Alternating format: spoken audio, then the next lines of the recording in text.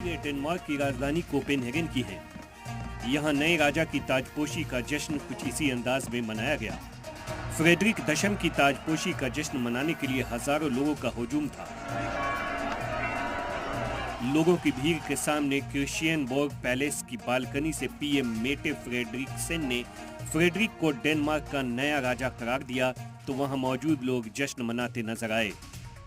इसके बाद नए राजा अपनी अहलिया क्वीन कंसोर्ट मैरी के साथ बालकनी में आए और तमाम फॉर्मेलिटीज पूरी की। इस मौके पर फ्रेडरिक एक्स का पूरा कुंबा उनके साथ नजर आया। इस मौके पर क्राउन प्रिंस क्रिश्चियन भी नजर आए, जो अभी सिर्फ 18 बरस के हैं। आपको बता दें कि डेनमार्क के 900 साल की तारीख में पहली बार रानी मार्गरेट सेकेंड ने अपने बेटे और युवराज फ्रेडरिक के लिए राजगद्दी छोड़ी है।